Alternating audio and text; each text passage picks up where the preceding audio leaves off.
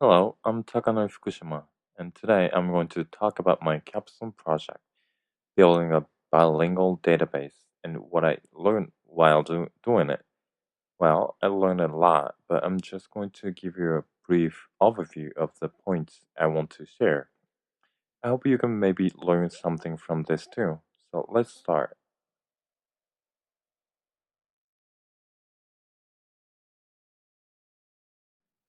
The first step was to just observe, and I learned this from the Wise book we read in class. So I just went to the garage and the company office and saw what they did and what kind of information they would need to put in their database.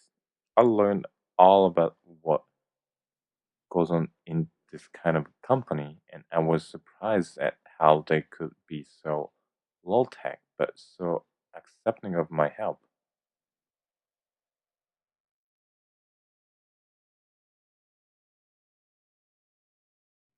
I put my observations into the database almost literally. I was surprised that I was able to do this. Up until now, everything I had tried was manufactured. I couldn't believe a real world scenario fit so well into an entity relationship model.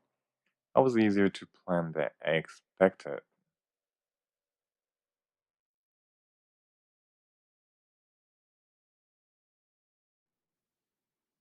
And when I began actually creating the database, I learned how versatile SQL as a programming language is.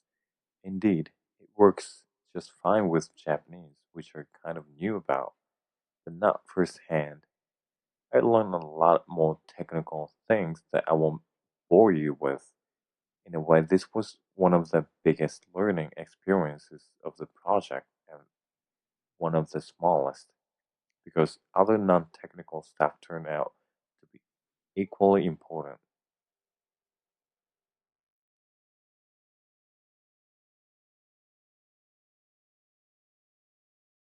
After I had a whole database scripted out, I had to deliver it to the company somehow so that they could try it out without learning how to do SQL.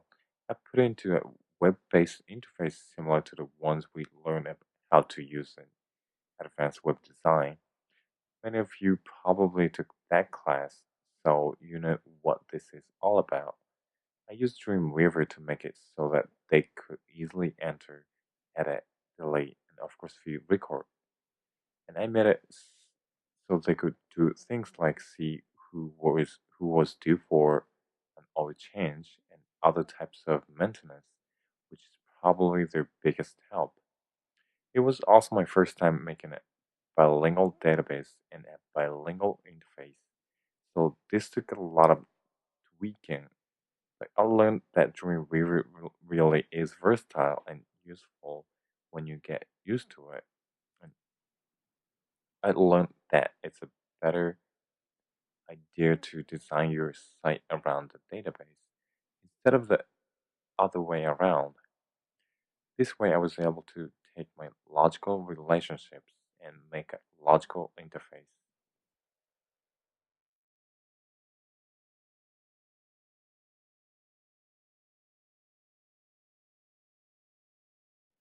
I set out to make a database, not an interface, but the two cannot really be divorced. The company loved the prototype, but I felt a little guilty. I did some usability testing afterwards, which was just me going through a run through and 10. Then they would give me a score of 1 to 10, how easy it was.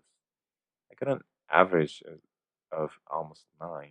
Then I was reading about interface design and came across a passage that said Japanese are difficult to do interface testing with because they don't like to give criticism. I wondered what else anthropology could tell me about design. And the same book mentioned the work of Hofstede. He explains cultures among a number of dimensions. You can see the graph on the left shows that the US and Japan are quite different. Japan scores 3 times as high on long-term orientation as Americans. This means we don't give up, so complicated interfaces are better, actually. You can see how complicated Japan's Yahoo page is here, or just go to it yourself and see. So, because of this and other things, I decided to make a more sophisticated interface.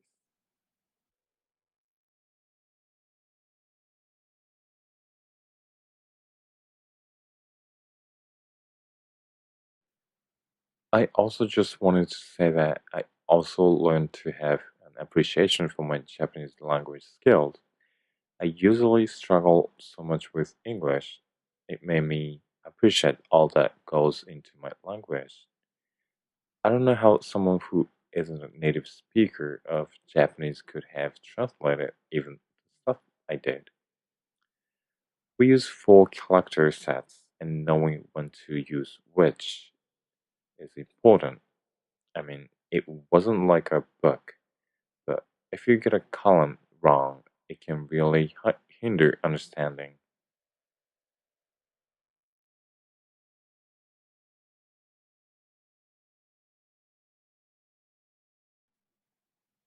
So, after all that, I created the final database. I use a different program to help me make a more sophisticated interface for what was basically the same database. This application is personalized for the corporation and uses Visual Basic.net and a Visual Studio's framework. This was all new to me, so I learned a lot and eventually I got it to work pretty well. I did usability testing again and get the same scores. So I learned that the part about persistence is true, or else the other thing is true. Anyway, it was a great learning experience.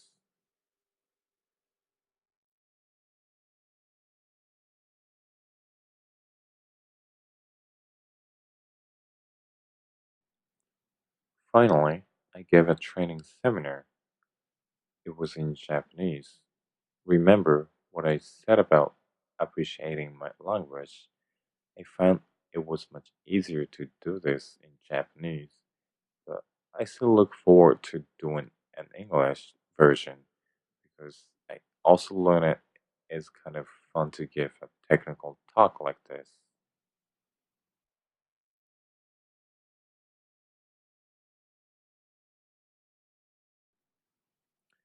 And with that, I will end my own talk here.